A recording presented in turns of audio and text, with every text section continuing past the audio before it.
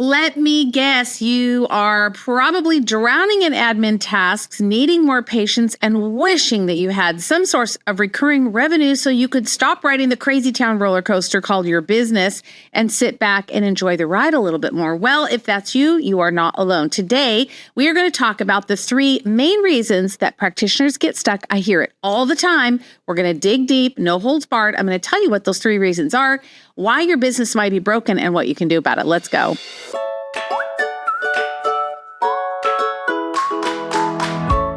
Welcome to the Clinical Entrepreneur Podcast. I'm Rhonda, your no fluff, tell it like it is business bestie for wellness practitioners just like you who want to build a practice you love and make a bigger impact and a little money while you're at it. So if you're ready to ditch the overwhelm, attract your dream, ideal patients, and finally run your practice with complete confidence, you're in the right place. Each week, we're tackling things from programs to patient retention to marketing strategies that actually work, sprinkled, of course, with a little sass, a lot of heart, and the step-by-step strategies that will help you get there. So grab your cup of coffee, your notebook, or whatever keeps you going, and let's build a practice you love and a life you love together. This is Rhonda, of course. I'm your, fearless and faithful leader here on the airwaves, I guess. As I stare into the little green dot on my computer, I always laugh about, now when I get on a Zoom call, I can't hardly look at faces anymore. I have to have the faces be peripheral because I'm so trained to just look straight into the camera because I love the connection. And it's so funny. Like I sit behind this microphone in my little office, I'm all by myself, and I'm looking at the camera, but I just feel so connected to you. So thank you for showing up and listening to me today. And, listen, you heard from the intro that you're not broken, my friend, but your business might be. And if I had $1 for every time I had a practitioner tell me one of these 3 things that we're going to talk about today, I would be wealthy. Because these are the 3 most common and prevalent themes that I hear from practitioners all the time that are in functional medicine practitioners. It's not that there's anything wrong with you, it's that you don't know. But I want to dive in a little bit on these 3 primary things that you are likely struggling with in your practice. And if you're not, good on you. Because you are probably like amazing in the treatment room. You are amazing clinician. You know all the things, but you're super frustrated because business part just doesn't work. And it's okay because we weren't taught that. We have to either, it's kind of trial by fire, I think sometimes. I was near bankruptcy twice, and it was just because I didn't understand some of the basic principles of business. Even though I had a business background, it's one thing, kind of like us. We always say that we are better practitioners than we are doctors for ourselves, right? So trial by fire for me, I didn't learn the first time. I had to learn it hard the second time. But I worked my way out of all of that debt and all of that. And now I'm like, okay, I think I got this figured out now. And so that's what I love to share with you. But I want to talk to you about the 3. If I had to lump the primary complaints or challenges, I'll say not complaints, challenges that healthcare practitioners face, they fall into these 3 buckets. So I'm going to talk to you about what they are. And the first one is I always hear some version of, I need more new patients. That is number 1. Challenge number 1. I need more new patients. Now, translated, what that really means is I need a marketing strategy. I don't know how to market my practice.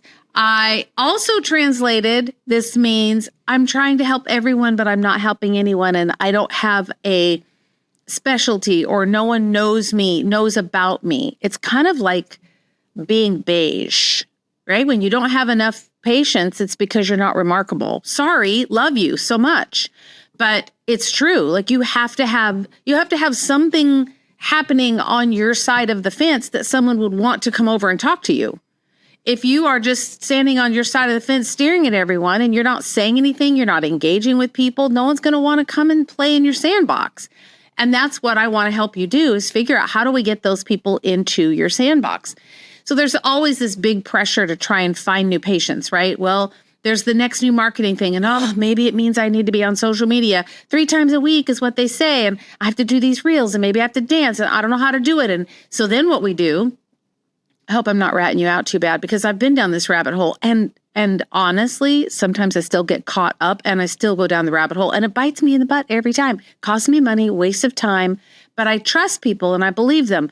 But you find someone who says, oh, well, I'm a social media person and I'm going to transform your business and I'll get you all taken care of. I can't tell you how many of them I've been through and they can't do it. They just can't do it. And they're wonderful people. It's not that they're bad people. It's just not you. You have to figure out what that balance is. And the other thing is that we can't rely on word of mouth anymore because people are simply busy. Gone are the days when a woman, mothers would just stand around at school when they drop their kids off and they just chit chat around and then maybe all go out for coffee because they're all stay-at-home moms and they have nothing else to do but just connect and be with each other. That's how it was like in the, 80s and 90s, but it's not like that now. Everybody's like, drop your kid off, get out of the car, kid, go, bye, have a great day, see you later. I got things to do. I got to go to work. And so women aren't connecting like they were before. And that becomes a way that word of mouth experiences are shared, at least amongst women. And we don't have that anymore. So the thing we have to rely on is how do we make you remarkable and unique? That's all. How do you create something that's irresistible that people are compelled to talk about, that will bring in the right patients for you? Like for me, I don't love working with weight loss patients. I just don't love that.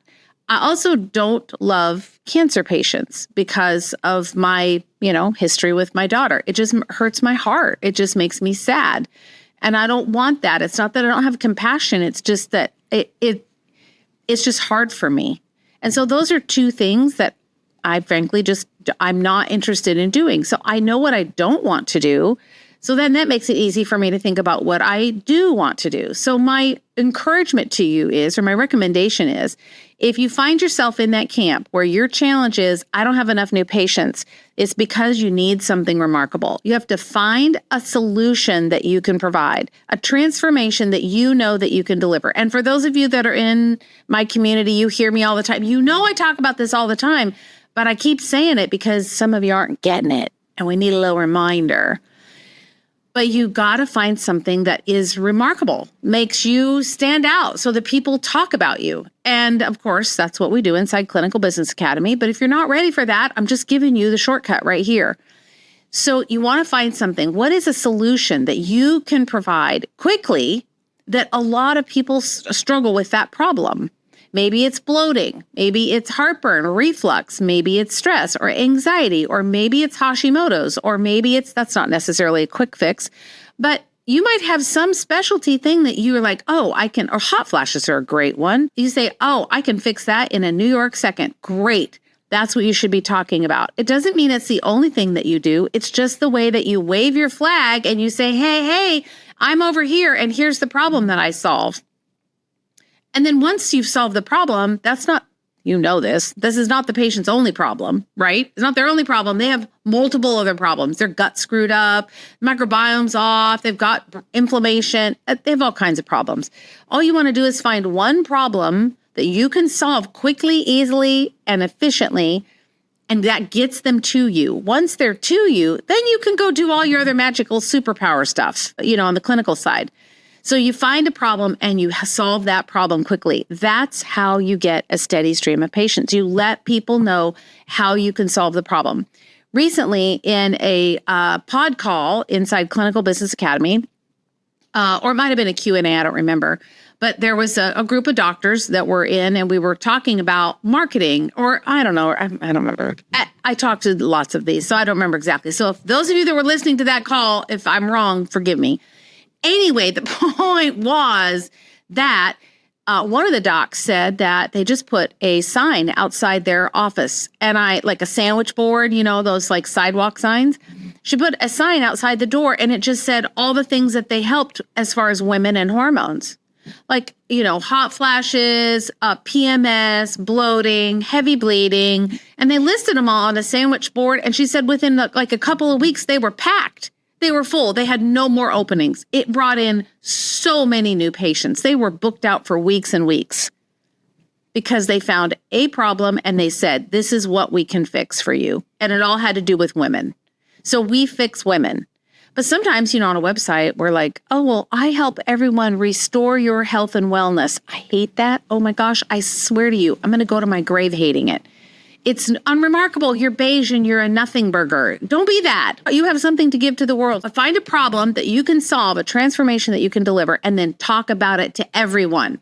That's how you get more new patients. So, all right, I really could go on and on about that. Challenge number 2 is I hear some version of, I need to be more streamlined. That's a common one. Or someone might say, I need to be more organized, or, it's usually streamlined or organized. Those are the 2 primary words. But really what it means is I need better systems inside my business. Because what happens is we get stuck. This is the second challenge. We get stuck doing the same thing over and over and over, like manually sending out an appointment reminder or manually sending out a protocol or emails that aren't automated or front desk systems. It's like the systems of the whole thing are the problem. They're missing. That's the problem, is that the systems are just flat out missing. And when we don't have those systems that allow us to put repeated tasks on autopilot, you can't let go because you feel like, oh my gosh, what's going to happen if I don't do it? Well, if you're not doing it, then what happens when you're busy with a patient and then you forget? So it's things like checklists. It's things like, setting up automations. There's something called Zapier. Most of you probably know what that is. And a Zapier is just a way that 2 pieces of software can talk to each other. So if you have an appointment that gets scheduled, you can put together or create a Zapier link. We call it a Zap. And that Zap could go between your scheduling software and, let's say, your MailChimp. And it could tell MailChimp to send out an email. Depends on how you're set up. Like, everyone's setup is so different.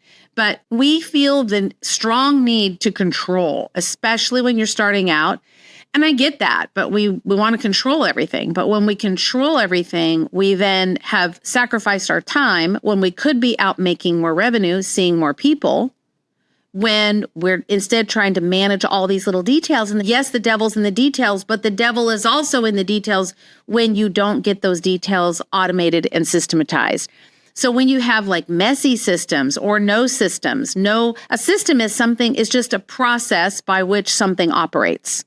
My system of opening my office is I come to the front door, I put the key in, I open the door, I turn off the alarm, I turn the lights on, I put down my bag, I walk to the back. That's a system. It's repeatable, it's documentable, and that's what our businesses need is more systems. They don't have to be fancy. You don't need to hire a systems consultant to help you.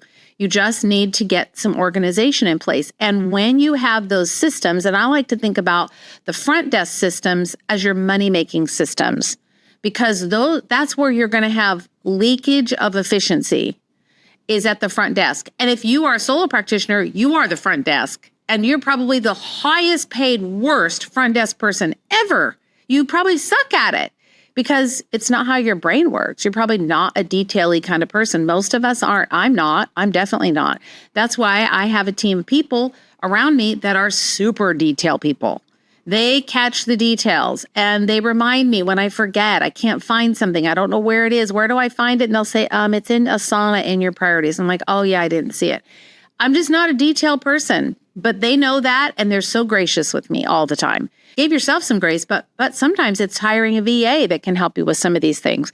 It's for someone who loves systems, writing a system is like, it's the best feeling ever. So if it's not your jam, it's okay. Find someone who can help you. So here's your solution.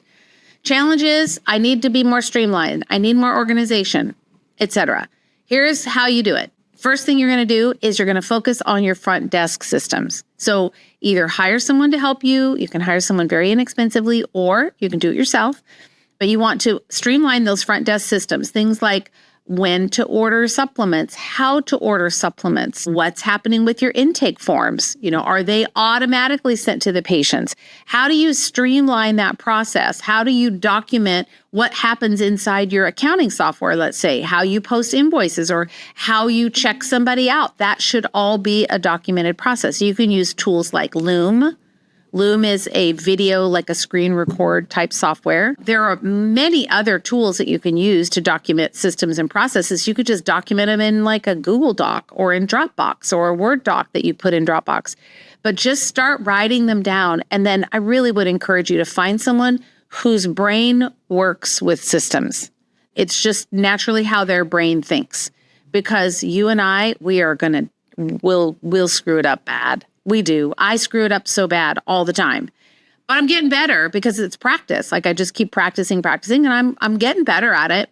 But you are not going to be inherently good at it, my guess is. So that's why it's one of the top 3 complaints I hear is I need to be more organized. We just by nature aren't that way. So don't be the bottleneck in your business because you probably are. Systematize, organize, streamline, get things working. Start with your front desk, create the little microsystems, and that really will help. Anything that you touch that has to do with patient check-in or patient check-out or patient follow-up, anything that touches the patient from either them coming in the door or going out the door, or either way, right? Bringing them back in, follow-up, that kind of thing. That's the systems you should be starting with. All right. Challenge number 3. It's always some version of I need more money. It's either I need recurring revenue, or I don't have enough patients, so I don't have enough money, or it has something to do with needing more revenue. And I talk a lot about having a profitable business, but it's funny, the feedback that I've had from many practitioners are like, oh, well, I don't want to have a profitable business. I just want to take care of people. What? What are you talking about? Okay, if you just want to take care of people, then close up your business and just go sit on the side of the street with a sign that says, I can help you with your hemorrhoids, and see how far that gets you. And then who's going to pay for the supplement? Who's going to order the supplement for them? What kind of time? You have all that time that you just want to spend and do that? It is crazy to me how many times I hear practitioners say, well, I don't need to be profitable. Okay, well then stop. Just stop working. What do you mean you don't need to be profitable? Last I checked, you need to buy food for your mouth. And last I checked, you need to put gas in your car, or at least buy shoes if you're a walker. Like, we have basic needs that we have to take care of. And our exchange of energy, our exchange of what we do for money allows us to take care of our needs while we are taking care of the needs of other people. So making money is not the devil. It is not evil. When you take advantage of people and you make money and it's like egregious, that's a problem. I have an ethical problem with that. But what I don't have a problem with is charging for what I'm worth, because I'm about to transform your life. I'm about to transform your practice, and I'm going to charge you for that because it's my hard-earned knowledge and hundreds of thousands of dollars that I've wasted on bad coaching programs and bad social media people and promises here and promises there. Listen, I've been to that circus and I still go to the circus, which is so dumb. But I trust people. I trust them that they're telling me the truth, and then they don't tell me the truth, and then here we are. But that is worth something. When you help someone recover their life, their health, their family, they become a better mother, so then they're a better, woman, then they're a better mother and a better wife. My friend, that is worth something, and you need to be charging for what you're worth. It becomes like a feast or famine cycle. Because we don't have a problem that we solve, right? You may not have that one thing that you go, this is what I'm really good at. And so you have to find that. But then secondarily, most practitioners don't charge what they're worth. Every once in a while, I'll meet someone. And inside Clinical Business Academy, I would say most of the docs in there do charge what they're worth, which I'm really proud of. And if they don't, it's one of the first things that I'm talking about is let's get your fees up. Let's get those fees up so that they're commensurate with the transformation that you're providing.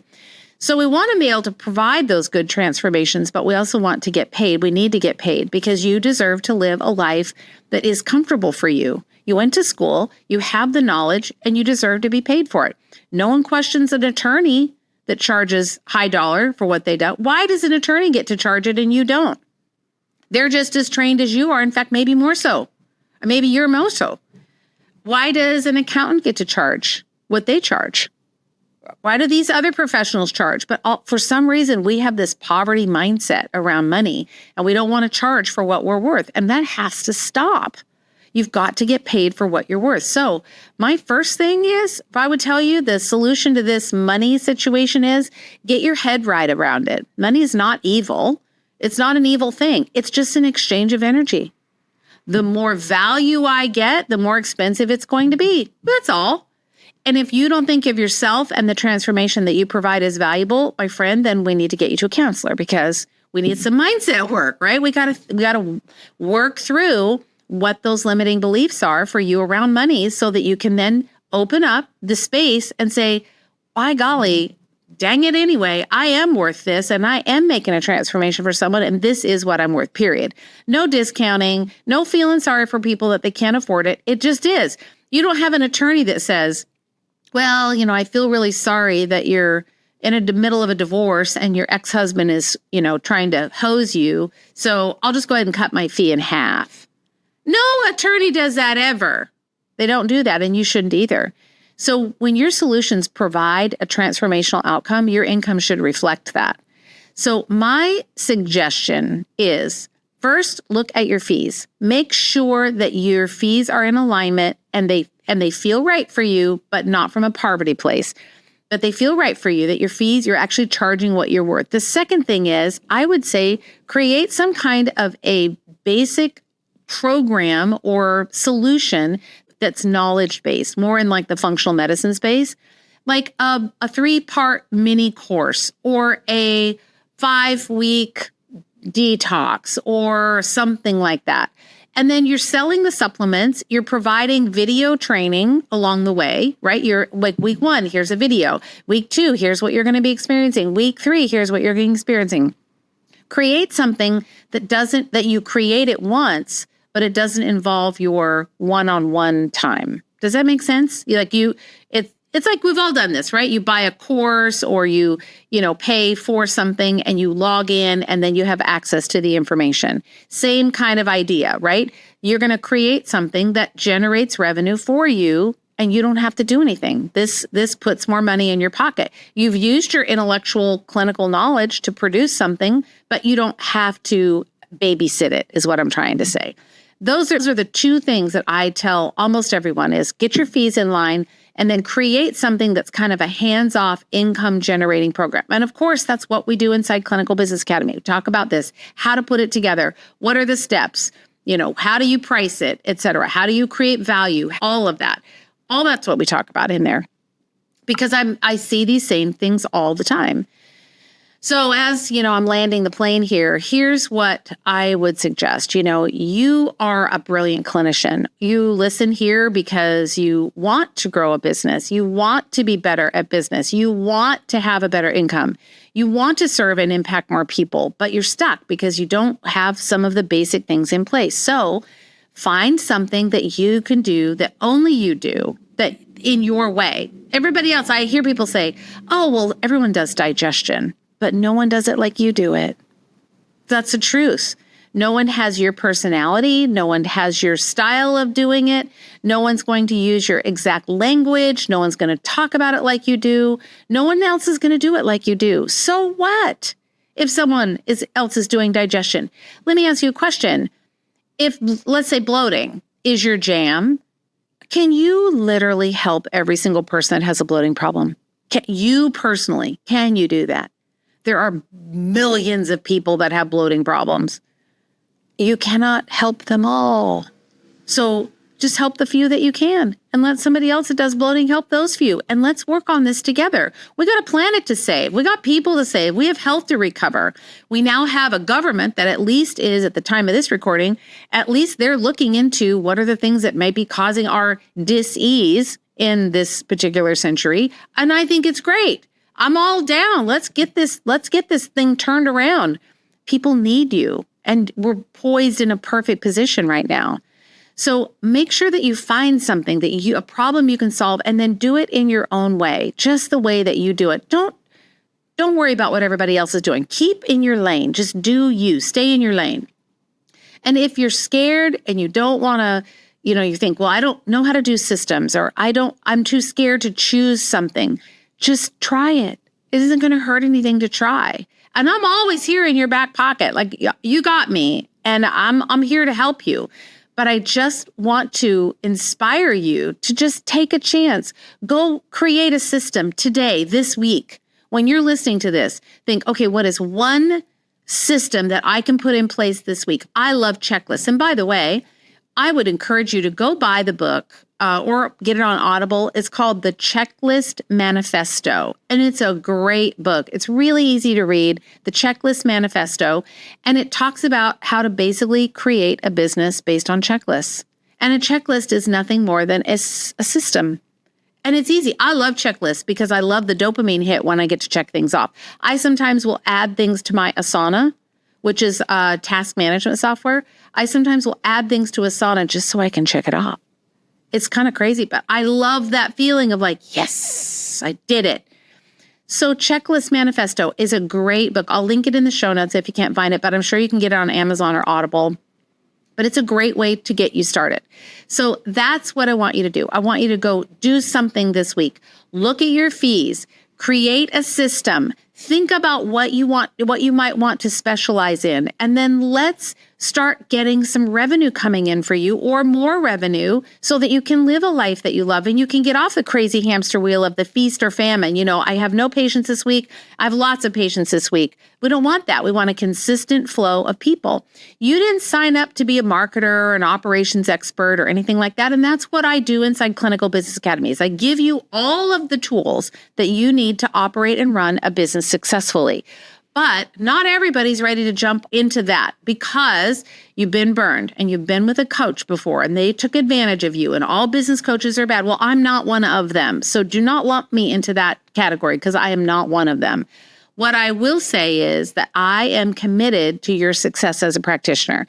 And if the best way for you to grow and do it yourself is through the podcast, then I'm so happy you're here. If you want handholding, you want a little bit more accountability, and you want to make progress fast, remember, one person can go so far, so fast, but when you put two people together, the progress is a lot faster and a lot more efficient. And that's why I designed Clinical Business Academy, because I want to solve these problems for you. So now you've got at least a few, I guess, beginning steps for you to take this week. Look at your fee structure and then see if there's some way that you can maybe adjust those fees a little bit. Create some systems this week. And then maybe even think about how you can put together a very easy, fast program of some kind that helps someone solve a problem. It might be reorganize or cleaning out their pantry. That might be, you might have some video series that shows you doing the same thing, or substitutions for a pantry, or how to get rid of toxic body care products. Anything that it's a problem that someone has, they don't know how to do it, and you've got the ability to provide that solution. That's what you want to work on this week.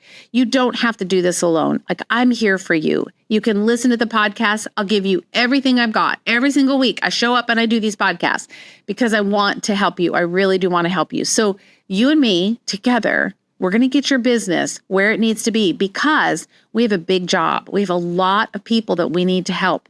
And we can't serve those people if you are in a poverty mindset and your prices are low and you haven't let the world know about what your specialty is, what problem you solve. You got to do that. That's what makes you remarkable. That's what makes you memorable. That's what makes people talk about you.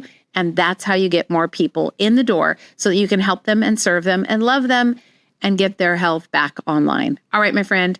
Take care. The link to Clinical Business Academy, if you'd like to schedule a call with me, is rondanelson.com/CBA. Just get on a call with me. I'm really happy to chat with you about it. Otherwise, have a great week. I'll talk to you next week on the podcast. Take care.